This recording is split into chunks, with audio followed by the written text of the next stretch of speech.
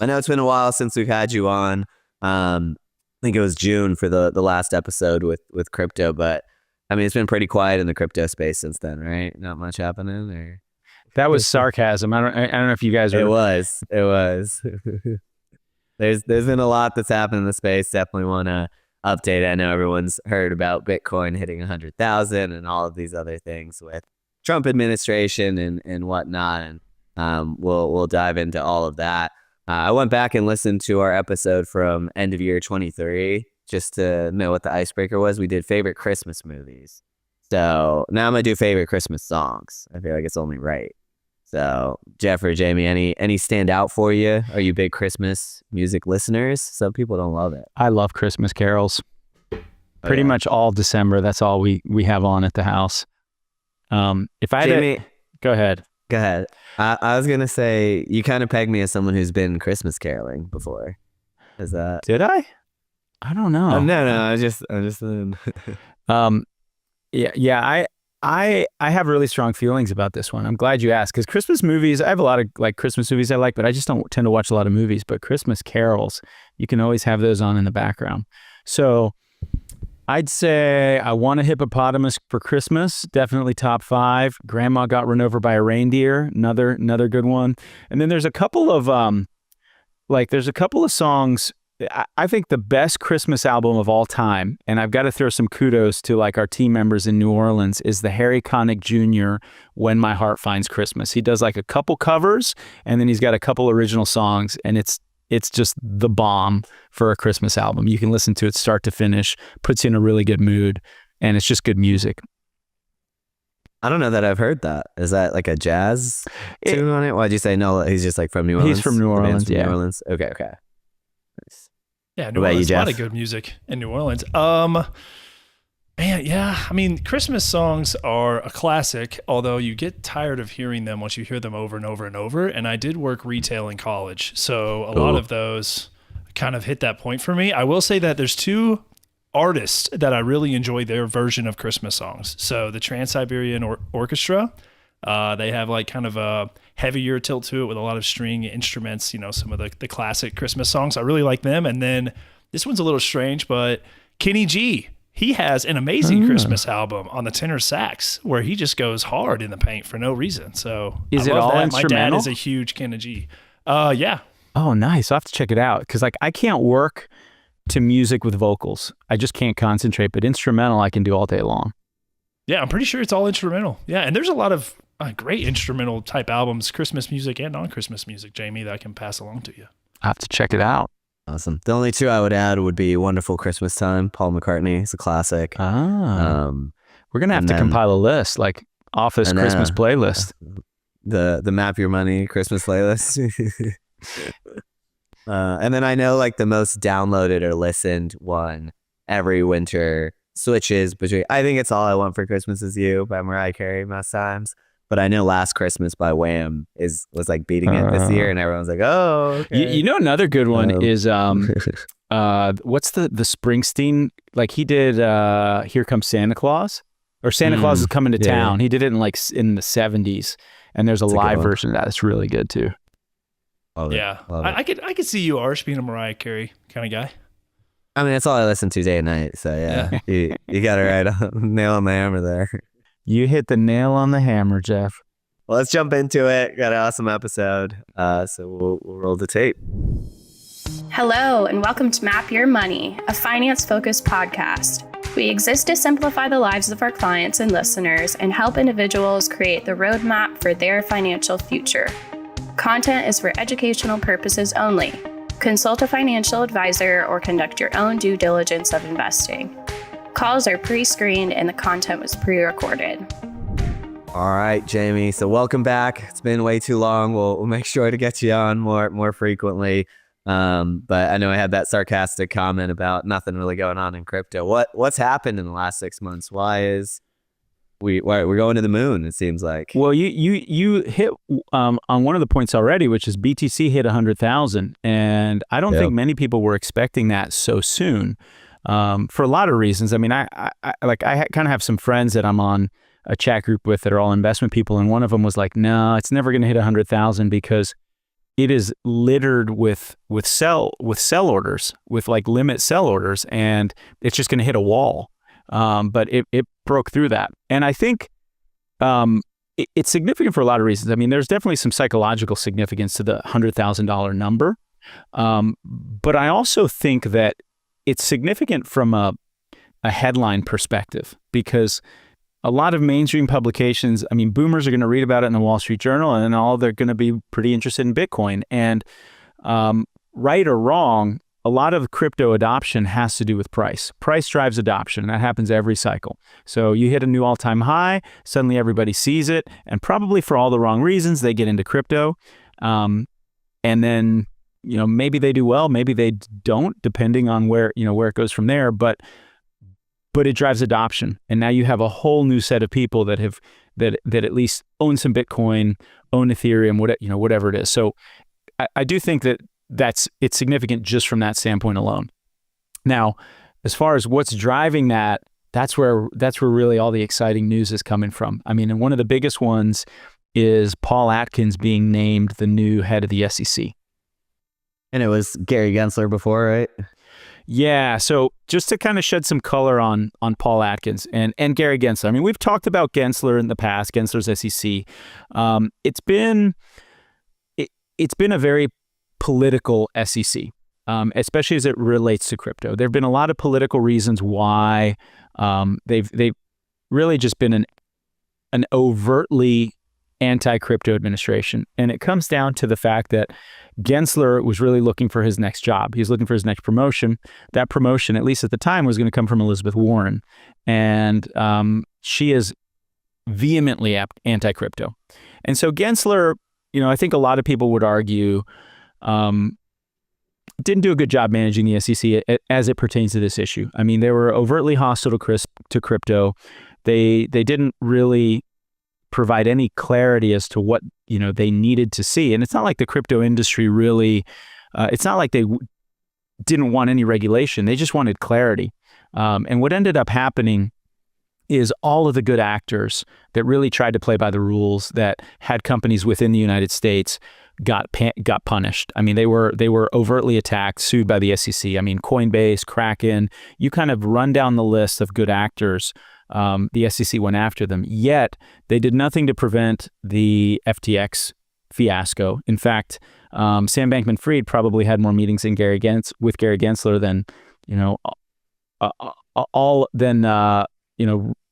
the heads of all those other companies. And he was the one making a lot of political donations. And then, after the FTX fiasco happened, then it kind of became a big CYA stunt, and they just doubled down and really went after the good actors in the industry. So there were a lot of political headwinds, and so it's thankfully a lot of that got flushed out in the legal system, even during Gensler's administration, which is why we saw spot BTC approvals, spot Bitcoin ETF approvals, spot Ethereum ETF approvals. I think the SEC did that very reluctantly, but you can really argue that they did not do a good job fulfilling their mandate, protecting consumers, and really just providing clear guidelines. And so that's what the industry is looking for. They want someone to come in and really just give them clarity around what is it you need to see. And so Paul Atkins was nominated. He was the first pick. And initially, he, at least the rumor was that he didn't want to take the job. He said, it's just not a very attractive position to turn around the bloated agency that he believes was mismanaged by the outgoing chair. Atkins is a former SEC commissioner during the George W. Bush years, but he's been in private practice for a long time. He's got a firm, I think it's called Potomac Global Partners, that he established back in 2009. So he had plenty of his own business interests, but he did end up taking the position. And so I think that's one of many things that I think the crypto industry as a whole is, I think is just happy about. And you're seeing that in the price action. Yeah, no, that's a great point, and kind of following what's going on legislatively in Washington, I know is so important for a new asset class and how it gets adopted kind of across the board. It's been something we've kind of been talking about in the last 2 years with the spot Bitcoin ETF, with the spot Ethereum ETF, when that rolled out as well. And so now I know we have these 2 spot ETFs for Bitcoin and Ethereum, and that was a huge legislative push to kind of get there. What's next on the horizon for what the crypto industry wants to come through that might have had prior restrictions due to the administration with the SEC before this? I think I really want to drive home the point that I don't think that the crypto industry it's not that they don't want regulation. They just want clarity, and they want to see some rules in place that they can follow. And right now, I think that is the biggest thing in terms of what's next is some type of clarity around, okay, if you want to launch a token, if you want to launch a coin, if you want to launch whatever type of crypto product, what is it you need to do to abide by the rules? And is it a security? Is it not a security? Is it governed by the SEC? Is it governed by the CFTC? We may not get all of that, but I do think that the political headwinds have definitely changed, and you're going to see a Congress and a Senate that is much more likely to write crypto regulation that is sane, where they are protecting consumers, but at the same time, they're not overtly going after the industry. And, just as an example to kind of highlight just how political things were, I don't know if this really came across anyone's radar, but the U.S. government is about to sell $2 billion worth of Bitcoin. And the implications of that, that's really kind of like an FU to the incoming administration. This isn't a political statement at all, but the current president was elected partially because of his stance on Bitcoin. And one of the things he campaigned on, or the president-elect, was a strategic Bitcoin reserve, which really is something that I think has bipartisan support. It's not intended to be a political issue. There are some Democrats that have broken ranks and really are on board with some of this. And there's a lot of reasons to get it, we can get into, so like why that's a good thing. If you think about Bitcoin as digital gold, we have gold in the reserve backing our currency. Why wouldn't you have Bitcoin do the same thing? And the U.S. government has a ton of Bitcoin that's been seized from Silk Road. And so all they'd really need to do is move that into a strategic Bitcoin reserve. What do you mean by Silk Road? Sorry. The Silk Road was a website on the dark web that transacted in all sorts of illicit things. So the founder, Ross Ulbricht, is in jail. You could buy drugs, you could, you name it, you could buy it on the Silk Road. And that's how a lot of people in the early days got exposed to Bitcoin, is because that's what they would transact in the Silk Road. It was in the early days, a lot of people who, tried to buy drugs in the early days got Bitcoin and then just kind of forgot about it. Their Bitcoin is, it's been 10 years and now their Bitcoin is worth a ton of money. It's unfortunate. That's also kind of what gave crypto such a bad rap as being illicit funds. I mean, the reality is it's the opposite of that. All of those transactions on the Silk Road are inscribed in the blockchain forever. So, federal agencies with enough digging can figure out who paid what, But when the Silk Road was brought down, the government seized all that Bitcoin, and it's a significant amount. And so this isn't like a Trump issue. This is, there have been numerous senators that have proposed this. I think Senator Lummis is one that has proposed a strategic Bitcoin reserve, and it's a really easy thing to do. And if you understand kind of where Bitcoin is going, the way adoption is trending, it's just something that would be really good for the United States. I would also make the case that if it were to be implemented, you would see kind of a flywheel effect, because if the United States creates a strategic Bitcoin reserve, guess what many other countries are going to do as well, just like they're doing with gold. Other countries are going to do it, and I think that would kind of have a flywheel effect on the price.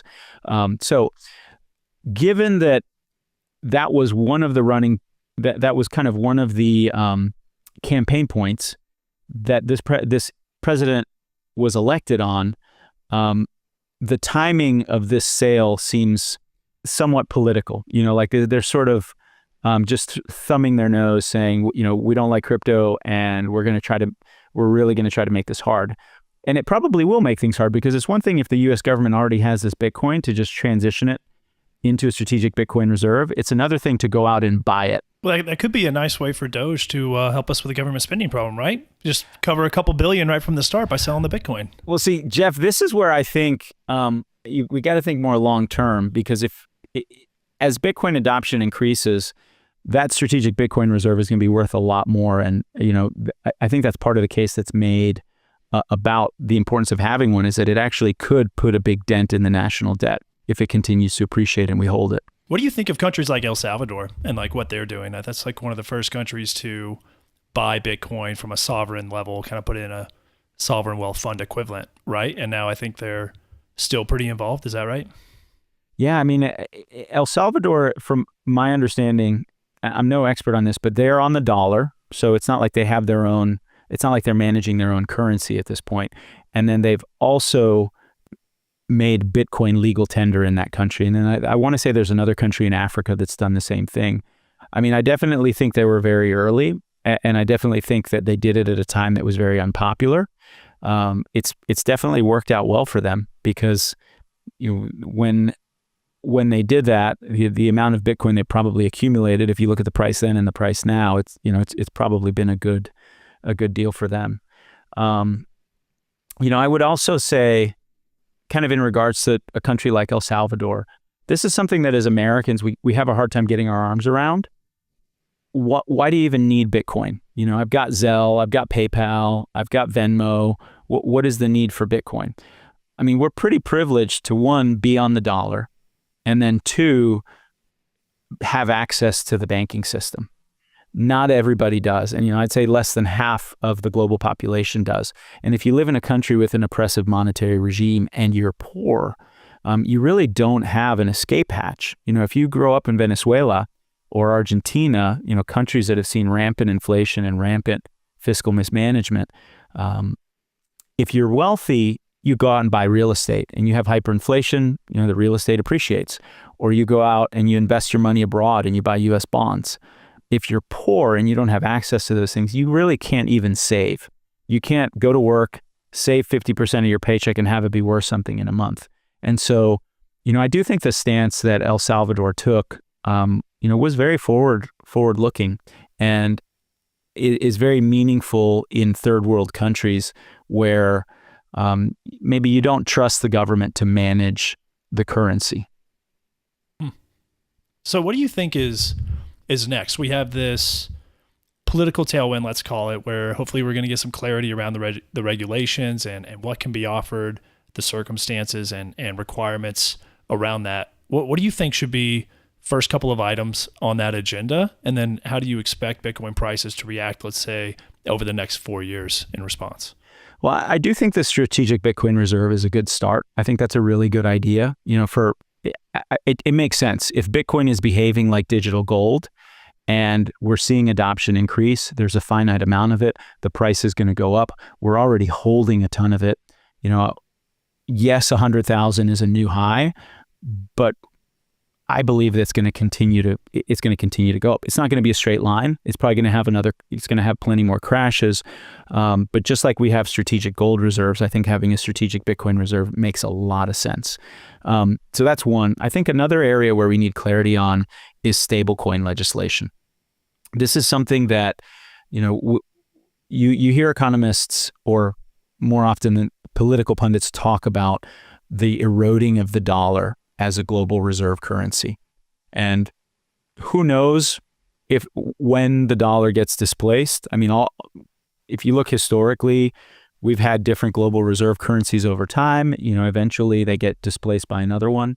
I don't think that's imminent, but it's definitely eroding. We're kicking that can down the road with debt and with really, I think, just with other countries trying to come up with alternatives. I don't think there's a great alternative right now, but stablecoin legislation would be one way to really further solidify the dollar as a global reserve currency, because what they're essentially doing is putting digital dollars on the blockchain. But they're doing it with real physical dollars, right? So like a lot of these stable coins, what they'll do is, they'll put US dollars in a vault, in a bank account, and then they create a digital version online that people can transact in really in a frictionless manner. And this is a huge market already, but there's no clear regulation. And so they're operating in a bit of a gray area. You have different players, maybe with different reserves or different, are they holding straight just dollars? Are they holding commercial paper? Are they, and so just having some clarity around that would be a really good thing, because this is what's being used already. The U.S. doesn't need to create its own CBDC like China has done. We really can just use what's already working on the dollar, and it's a great thing for the United States and for its status with the global reserve currency. So I think those are probably the two biggest things I can think of in terms of what needs to happen that would be good for crypto, but also good for Americans in general. I know we've been kind of talking macro based in terms of the entire economy, the US, global economy, and where Bitcoin and cryptocurrency is going to be in that landscape. I wanted to kind of bring it back, change gears a little bit to the individual investor. I feel like most people now fall into one of two camps. They're either, oh shoot, I didn't have Bitcoin and I have a ton of FOMO. It's at 100,000. All of my friends are getting so rich. What do I do? Do I buy in now? And then there's the people who owned it and maybe they've held it. And now they're like, oh, is this my opportunity to sell? Do I want to get out now? How would you, and I know you kind of alluded to, you're still kind of bullish on the asset class. You think it's still going to continue to go up, obviously not in a straight line up and to the right, and we'll have more pullbacks. But I guess how would you address those two different groups of kind of the population? Yeah. So the thinking is, oh, that ship has already sailed. I mean, my take is there's more ships. I felt this way 3 years ago when we first started positioning our portfolios into Bitcoin and Ethereum. I was like, oh man, what if we'd only done this 2 years earlier? Gosh, we would, and I think 3 years from now, people are going to be having the same conversation. What I think will happen, I do think there is a lot more upside, but you have to take a long-term view. This needs to be a part of your portfolio. You don't want to overextend yourself, and you also need to go in with eyes wide open. This is a very volatile investment. It will do well over the next 10 years. Over the next year, who knows? It could be down 75%, and you need to be okay with that. And if it's down 75%, not only do you need to be okay with it, you need to rebalance. If you said 2% of my portfolio is going into this, reallocate and get it back up to 2%. Now, my sense is that it still has a way to go. We're still on the front end of this crypto bull market. What tends to happen is that Bitcoin leads. Bitcoin is the oldest. It's kind of the most vanilla of the cryptocurrencies. And then what you see is a movement down the risk spectrum into Ethereum, and then into some of these alt layer ones, and then into this really long tail of thousands and thousands of different cryptocurrencies, most of which will go to zero, but some of which, some of them might hit a home run. And so I still think we're in the early innings. I think Bitcoin's going to continue to move. I think you're going to start to see a shift into some of these other cryptocurrencies. And then I do think eventually we're going to see another bubble. And like I said earlier, price drives adoption. And what we're going to see is that as the price goes higher and higher and higher, more and more people are going to get interested, and that's going to eventually lead to kind of a frothy bubble. And we're going to continue this sort of sine wave that's just sort of perpetually moving up. But there's definitely a crash ahead of us. I don't know when it is. I think we've still got a lot of runway. But again, the most important thing is that you go into it with a long-term perspective. Jaime, what do you think of some of these? You kind of mentioned moving down the risk spectrum within crypto. I've heard a lot about Solana versus Ethereum and how it's pretty competitive and has its advantages. But there's also a lot of other coins kind of beneath the surface that get created every day. What do you think individual investors should think of those? I would be wary. I think as you move further and further into the cryptocurrencies that have less and less adoption, it's more and more and more speculative. Because you're looking at a number of things. Some of it is, are they doing anything that's fundamentally different? Because many of them are really just copying Ethereum, right? Is there anything that they're doing differently? Number one. Number two, what is the adoption? like are developers building on those networks. Because if you don't have that adoption, eventually they're going to fizzle out. And that is one thing that Ethereum and Solana at this point, I would argue, has going for it. It used to just be Bitcoin and Ethereum. They were like the Coke and Pepsi of the crypto world. Do two totally different things. Bitcoin is, we only want to be money. We want to be hard money, and it's not programmable. We like very little surface area for it to mess up, for a bug, for things to go wrong. Ethereum is like the Swiss Army knife. It's programmable money. It serves a different niche, a different need. And then all of the other alt layer ones are kind of doing the same thing. They're trying to be programmable money. Solana, relative to Ethereum, made some different choices in the way that ecosystem is architected, to just create, basically allow for more transactions, faster and faster transactions. And it has gained, I would argue, enough adoption at this point where Solana's probably not going away. So Solana's kind of a distant third in terms of market cap. Again, still you're moving further and further on the risk spectrum. And then you have a lot of other coins that are kind of copying these same things. I think most of them are going to go to zero. There are going to be some that probably do well. Maybe they fit some kind of niche. But a lot of those coins,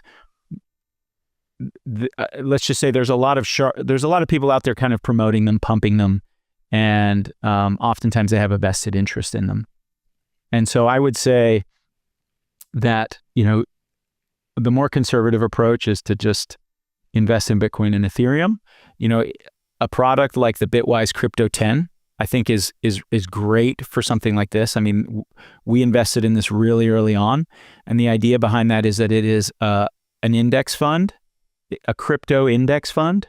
I mean, it's not a fund, it's a trust, but the idea is that they take the top 10 cryptocurrencies by market cap, and then they screen out meme coins and other meme coins, and then stable coins. And so you have Bitcoin that makes up probably 60% of it because it's 60% of the market cap, Ethereum that makes up roughly 30% because it's 30% of the market cap, and then you kind of have the other 8 largest cryptocurrencies. And that's a good way to get exposure.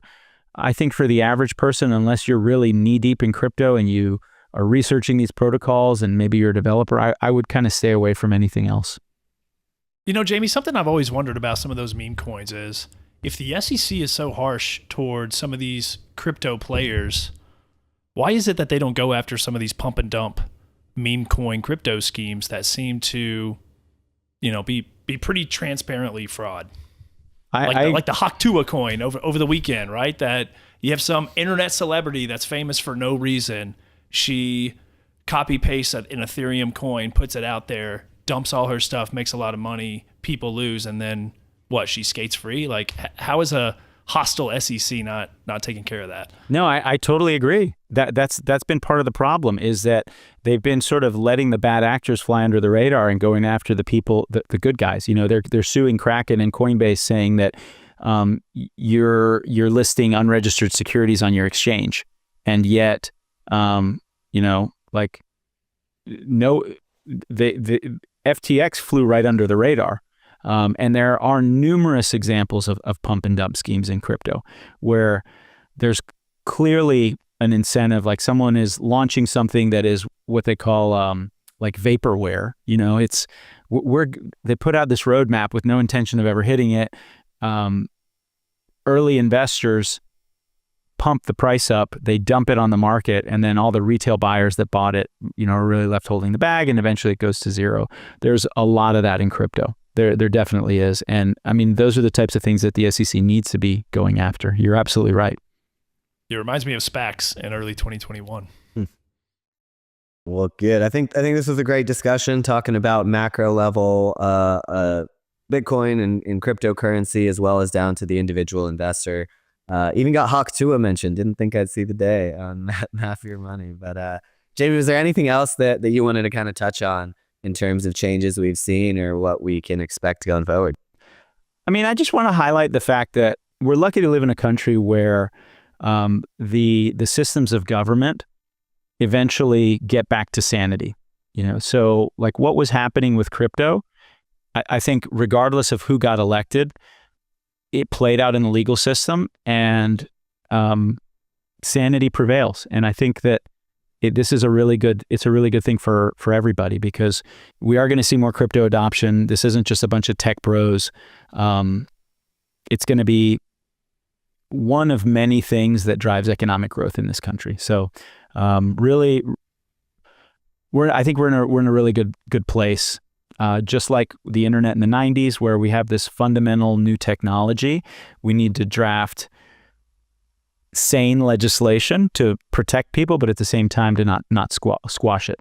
Yeah, and I would add on one more thing is, you can listen to us talk about crypto and the impact the election had and have your own opinion on that. But another thing that we like to do to kind of check ourselves is just watch the market reaction and understand how are investors receiving this news, what action are they taking based on that. And since the election, Bitcoin's up 43% and Ethereum's up 55% according to YCharts. So, I think it's, regardless of what you think is causing that, clearly something has changed in the market that investors are paying attention to. And I think that means everyone else should pay attention to.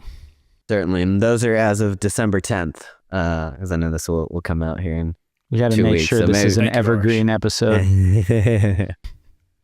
Sounds good. 2024. Jamie and there you go. Jamie and Jeff, appreciate y'all's time, and look forward to the next crypto discussion. And I'll be listening to those Christmas playlists in the meantime. All right, sounds good. Send them Break my out way. that Kenny G, baby. All information provided by this presentation is for educational purposes only and does not constitute investment, legal, or tax advice. It is not an offer to buy or sell any security or any insurance product. This is not an endorsement of any third party or such third party's views. The information contained herein has been obtained from sources we believe to be reliable and is not guaranteed as to its accuracy or completeness.